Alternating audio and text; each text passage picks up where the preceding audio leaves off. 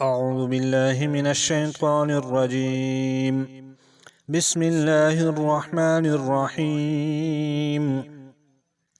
يا أيها الذين آمنوا اتقوا الله وابتغوا إليه الوسيلة وجاهدوا في سبيله لعلكم تفلحون.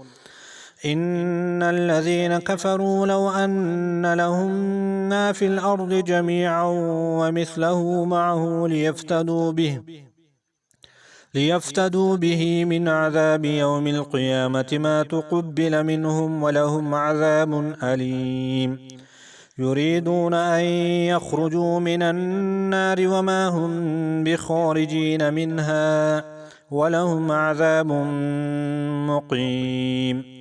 والسارق والسارقة فاقطعوا أيديهما جزاء بما كسبا نكالا من الله والله عزيز حكيم.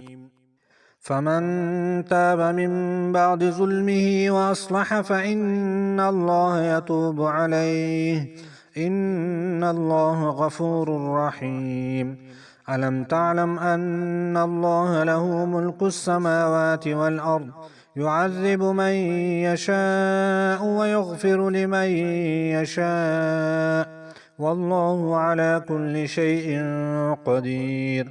يا أيها الرسول لا يحزنك الذين يسارعون في الكفر من الذين قالوا آمنا بأفواههم ولم تؤمن قلوبهم ومن الذين هادوا سماعون للكذب سماعون لقوم آخرين لم يأتوك يحرفون الكلم من بعد مواضعه يقولون إن أوتيتم هذا فخذوه وإن لم تؤتوه فاحذروه ومن يرد الله فتنته فلن تملك له من الله شيئا.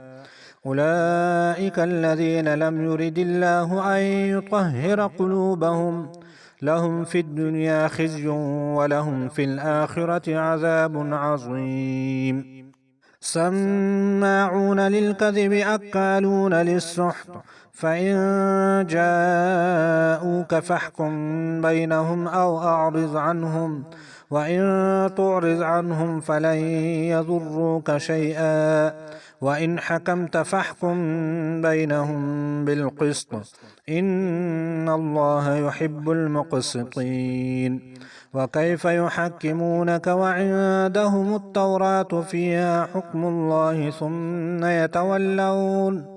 ثم يتولون من بعد ذلك وما أولئك بالمؤمنين.